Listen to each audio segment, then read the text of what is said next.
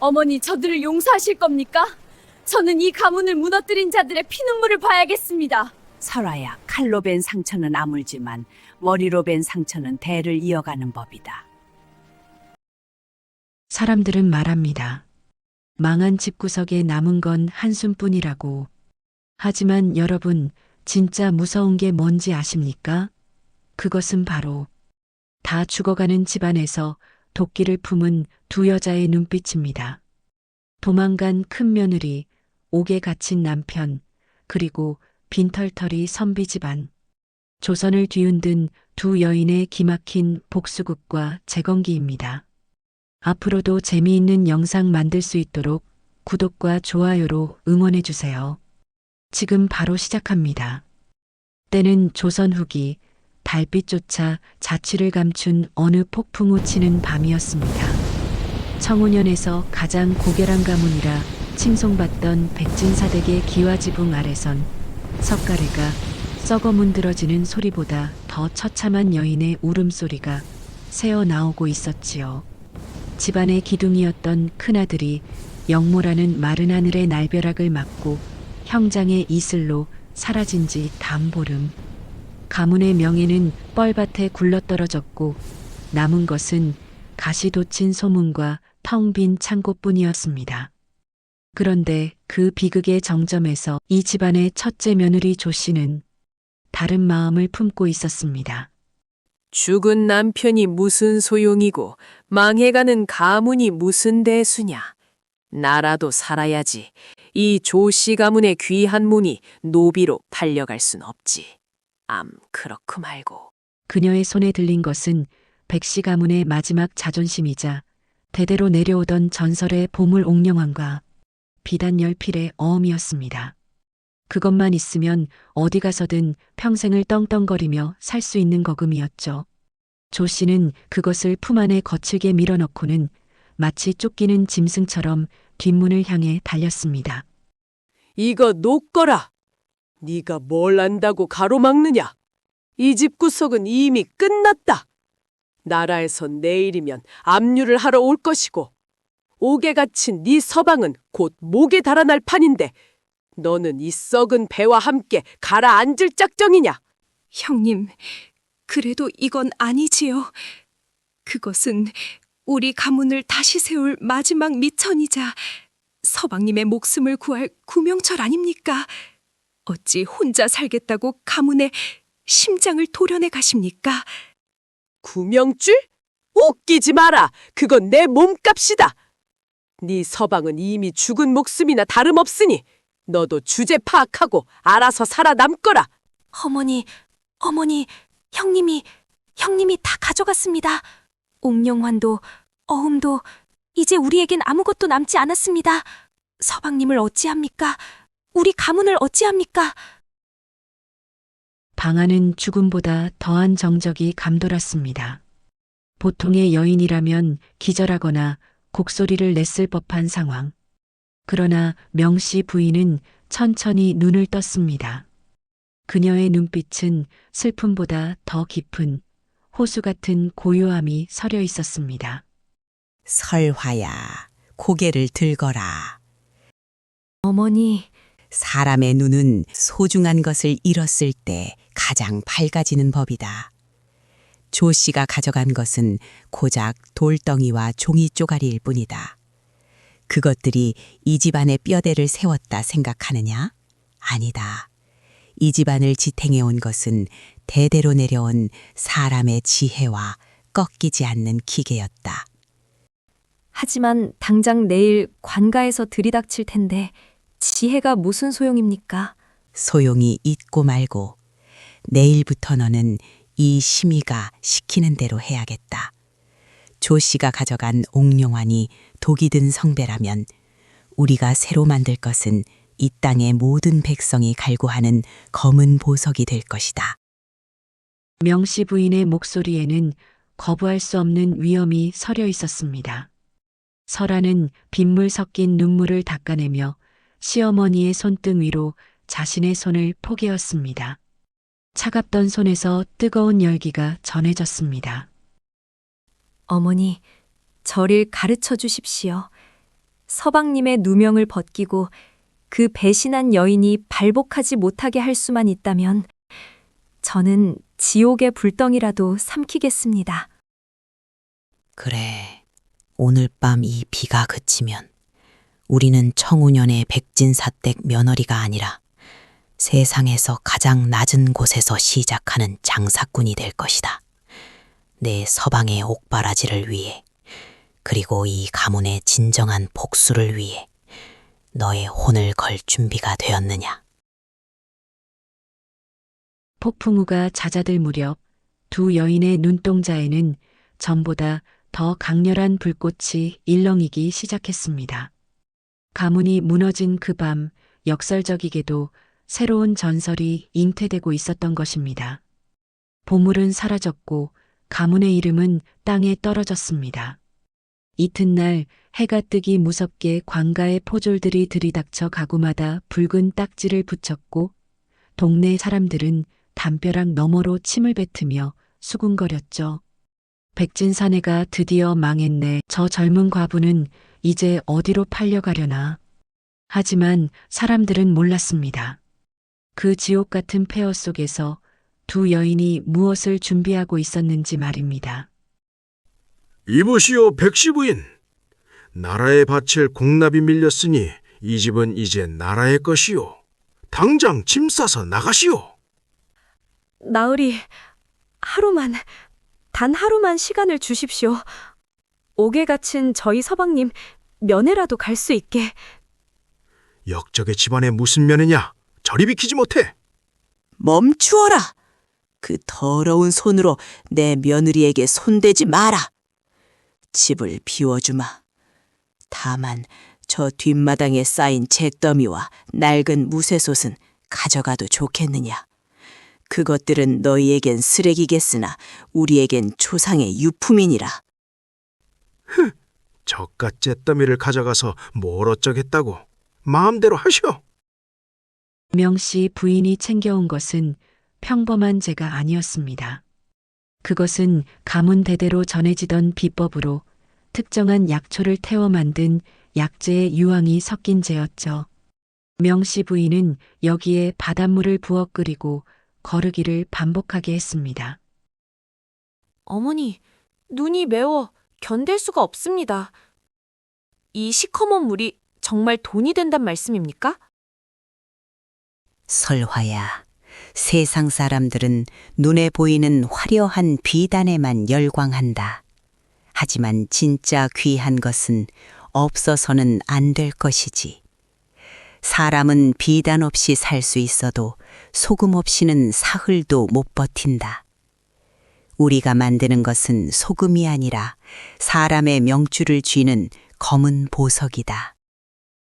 사흘 밤낮을 불꽃과 싸운 끝에 무쇠솥 바닥에 결정체가 맺히기 시작했습니다. 하얀 소금이 아니었습니다. 은은한 보랏빛이 도는 마치 밤하늘의 별을 박아 넣은 듯한 검은 소금이었습니다. 저거 백진사내 막내 며느리 아니여? 쯔쯔, 결국 저 꼴이 됐구먼. 근데 저 검은 가루는 뭐여? 단가루 아냐? 사십시오. 죽어가는 고기도 살려내고 비린내를 단번에 접어주는 명약 소금입니다. 한 번만 맛보십시오. 아무도 거들떠보지 않던 그때 마침 장터를 지나던 이 고을 최대 객주의 요리사 박씨가 걸음을 멈췄습니다. 그는 까다롭기로 소문난 미식가였죠. 이게 무슨 향이냐? 소금에서 어찌 깊은 산속의 약초 향이 나? 나으리, 이 소금으로 오늘 들어온 가장 비린 생선을 절여보십시오. 만약 비린내가 사라지지 않는다면 제 손목을 내놓겠습니다. 반신반의하며 소금을 가져간 박씨. 한 시즌 뒤 그는 사색이 되어 달려왔습니다. 그의 뒤에는 청운연의 실세인 객주 주인이 동행하고 있었죠. 이걸 누가 만들었느냐? 사또의 생신잔치에 올릴 고기가 비려 고민하던 참인데 이 소금을 치니 고기 맛이 천하 일미로 변했다. 여기 있는 것 전부, 아니 앞으로 만드는 것 모두 내가 사겠다. 도련님, 고집 그만 부리시고 말하세요. 옥령환 말고 진짜 보물이 숨겨진 지도가 어디 있습니까? 그 노파가 분명히 어딘가 숨겼을 텐데. 형수, 당신이 인간입니까? 우리 형님을 죽음으로 몰아놓고도 모자라. 허허, 이놈 봐라. 네 처가 시장 바닥에서 이상한 가루를 팔아 돈을 모은다더구나. 그 돈이 네 목숨값을 대신할 수 있을 것 같으냐? 조만간 그 가루의 비법도 내 손에 들어올 것이다. 최사또와 조씨의 탐욕은 이제 설아가 만든 검은 소금으로 향하고 있었습니다. 재물은 모이기 시작했지만 그만큼 죽음의 그림자도 두 여인을 향해 빠르게 다가오고 있었던 것이죠. 어머니, 이제 서방님을 구할 돈은 마련했습니다. 그런데 최사또가 우리를 지켜보고 있다고 합니다. 어찌해야 합니까? 적의 탐욕은 우리의 가장 큰 무기다. 설화야, 이제 가짜 옥령환을 만들 때가 되었구나. 조씨 그 아이가 가진 것이 가짜라는 것을 깨닫게 되는 순간 진짜 전쟁이 시작될 것이다. 돈을 모으는 것은 시작일 뿐이었습니다. 이제 두 여인은 사또의 탐욕을 이용해 스스로 파멸의 길로 걸어 들어가게 만들 거대한 함정을 설계하기 시작했습니다. 장터에서 흑염으로 번 돈이 가마니로 쌓이자 청운년의 공기는 미묘하게 변했습니다. 돈 냄새를 가장 먼저 맡은 것은 관가의 하이에나들이었죠. 한편 가문의 보물 옥령환을 훔쳐 사또의 첩으로 들어간 큰 며느리 조씨는 초조해지기 시작했습니다. 자신이 훔친 구슬이 도무지 열리지 않았기 때문입니다. 이상하다. 분명 이 안에 가문의 금광 지도와 비책이 들어있다고 했는데 왜 열리질 않는 거야? 혹시 그 노파가 나를 속인 건가? 부인, 그깟 돌덩이에 매달릴 것 없어. 요즘 그 막내 며느리가 판다는 검은 소금 소문 들었어? 그게 소금이 아니라 검은 금이라더군. 객주들이 줄을 서서 그 비법을 사려고 수천 냥을 제시했다는데 우리가 그걸 가만히 보고만 있어야겠어. 사또, 제게 생각이 있습니다. 그 계집은 서방이라면 사족을 못 쓰니 옥에 갇힌 도련님을 미끼로 던지시지요. 비법과 서방의 목숨을 바꾸자고 하면 제 발로 기어올 것입니다. 설아는 알고 있었습니다. 적이 움직이기 전에 먼저 적의 패를 확인해야 한다는 것을요. 그녀는 시장에서 모은 재물을 아낌없이 써서 옥사장을 매수했습니다. 형님, 여기 고을 객주가 보내는 특별한 성의입니다. 잠시만 저 아내 죄수와 대화하게 해주십시오. 허허, 이 사람 참 딱 반시진이네. 사또 귀에 들어가면 내 목이 날아가니까 조심하게. 서방님, 저 설화입니다. 부인, 이 위험한 곳에 어째? 당장 나가시오. 최사또가 당신을 노리고 있어. 걱정 마십시오. 어머니와 제가 놈들의 탐욕을 역이용할 덫을 놓았습니다. 서방님, 사또가 비법을 물으면 절대 모른다고 하지 마시고 어머니의 옥령환 속에 답이 있다고만 하십시오. 아시겠습니까? 명씨 부인은 조씨가 가져간 것이 껍데기임을 알고 있었습니다. 진짜 보물은 물건이 아니라 사람의 머릿속에 있는 법이니까요. 그녀는 조씨의 탐욕을 완전히 끝장낼 두 번째 옥령환을 창조하고 있었습니다. 이것은 월광옥이라 불리게 될 것이다. 달빛을 받으면 은은한 보랏빛을 내뿜지. 조씨 그 아이는 이 빛을 보는 순간 자기가 가진 것이 가짜라 확신하게 될 게다. 어머니, 정말 사또가 이걸 믿을까요? 사람은 자기가 보고 싶은 것만 믿는단다. 특히 눈앞에 황금이 어른거릴 때는 더욱 그렇지. 자, 이제 이 가짜 명품을 시장에 흘려라. 조 씨의 귀에 닿을 수 있게 아주 은밀하게 말이다. 이보게, 들었나? 백진산의 막내 며느리가 꿈을 꿨는데 조상신이 나타나 진짜 보물은 집 뒤뜰 우물 속에 숨겨둔 보랏빛 구슬이라고 했다더군. 에이, 큰 며느리가 벌써 다 타러 갔다며? 그건 바람잡이용 가짜였대. 진짜는 달밤에 스스로 빛을 낸다나 뭐라나. 그걸 가진 사람이 진짜 금광의 주인이 된다는군. 소문은 발없는 말이 되어 사또의 귀와 조 씨의 가슴을 난도질했습니다. 그들은 이제 자신들이 가진 보물이 쓰레기처럼 느껴지기 시작했죠. 화려한 연회장으로 최 사또가 설아를 정식으로 불러들였어요. 백시 부인, 장사수완이 대단하더군. 그래, 네 남편을 살리고 싶다고 했지? 내 제안을 하마. 네가 가진 그 빛나는 구슬과 남편의 목숨을 바꾸는 게 어떻겠느냐? 사또, 그것은 저희 가문의 마지막 혼입니다. 어찌 그것을... 예, 설화야. 죽은 혼이 산 사람보다 중하더냐? 어서 내놓고 서방님 모셔가야지. 알겠습니다. 사흘 뒤 달이 가장 밝은 날 월영곡으로 오십시오. 그곳에서 보물을 바치고 서방님을 인계받겠습니다. 다만 보물의 기운이 강하니 사또께서 직접 나오셔야 합니다. 사또의 입가에 비열한 미소가 번졌습니다. 하지만 그는 알지 못했습니다.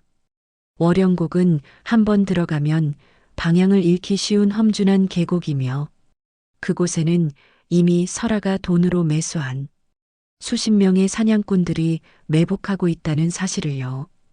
약속한 사흘째 되던 밤 청운년의 험준한 골짜기 월영곡에는 기괴한 안개가 자욱하게 깔렸습니다. 이곳은 달빛이 그림자를 가둔다 하여 붙여진 이름. 그 깊은 어둠 속으로 탐욕에 눈이 먼 최사또와 조씨 그리고 무장한 포졸들이 발을 들였습니다. 그들의 눈앞에 보이는 것은 오직 하나 세상을 가질 수 있다는 보랏빛 환상뿐이었죠. 골짜기 한가운데 설아가 홀로 서 있었습니다. 그녀의 발치에는 작은 상자가 놓여 있고 상자 안에서는 은은한 보랏빛 광채가 흘러나왔죠. 저것이구나. 저것이 달빛을 먹고 산다는 월광옥이로다.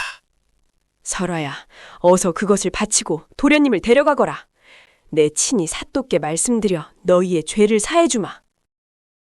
사또, 약조를 지키십시오. 서방님을 먼저 이쪽으로 보내주셔야 합니다. 제 손에 서방님의 온기가 닿는 순간 이 보물은 사또의 것이 될 것입니다. 최 사또의 신호에 포졸들이 수척해진 백운을 설아 쪽으로 밀어냈습니다. 남편을 품에 안은 설아의 눈에 이슬이 맺혔지만 입가는 차갑게 굳어 있었습니다. 최 사또가 상자를 빼앗아 월광옥을 꺼내 들자 달빛이 구슬을 비추며 보랏빛 빛이 더욱 강렬하게 타올랐어요. 드디어 이 나라의 금맥이 내 손 안에 있구나. 조씨, 네가 가져온 옥령원은 역시 가짜였어. 그럴 리가. 내가 분명히 장롱 깊숙한 것에서. 형님, 아직도 모르시겠습니까? 당신이 가진 건 그저 돌아가신 아버님이 장난삼아 깎아두신 돌덩이일 뿐입니다. 진짜 보물은 그 탐욕스러운 마음속에 독이 되어 퍼지고 있지요. 뭐라? 이년이 감히! 여보라! 이놈들을 당장 처단해라!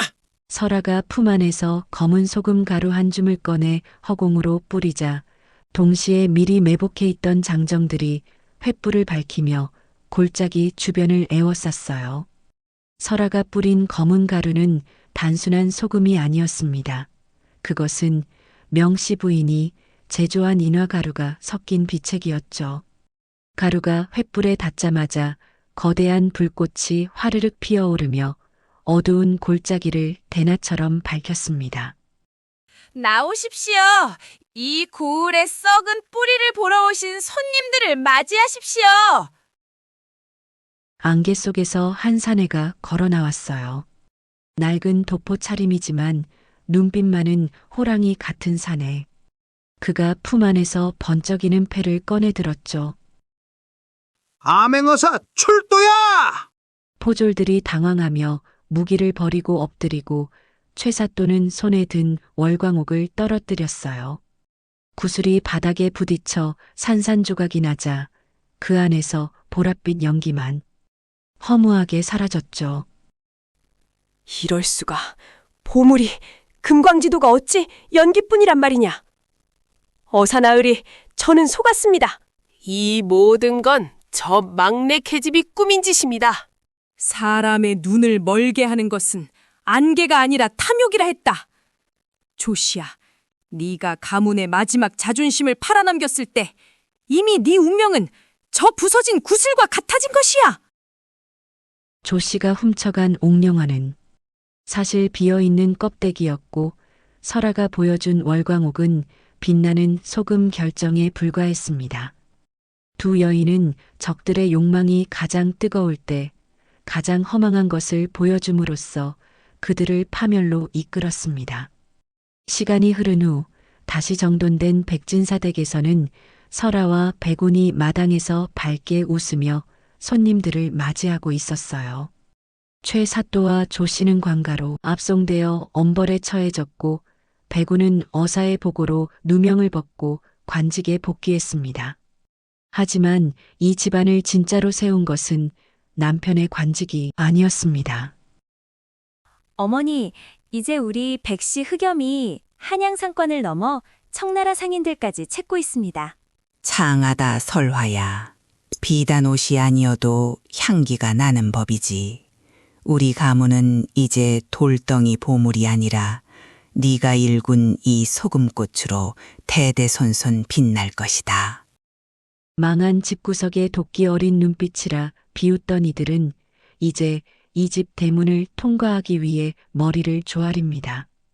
무너진 석가래를 다시 세운 것은 금은보화가 아니라 며느리의 지혜와 시어머니의 배짱이었음을 사람들은 영원히 야담으로 기억할 것입니다. 무너진 기와 한 장에서 시작해 거대한 불을 일군 두 여인의 이야기, 여러분은 어떤 생각이 드십니까? 진정한 복수는 상대를 죽이는 것이 아니라 상대가 상상할 수도 없는 높이에서 행복해지는 것일지도 모릅니다. 다음에도 더 재미있는 야담으로 찾아뵐 수 있도록 구독과 좋아요 부탁드립니다. 감사합니다.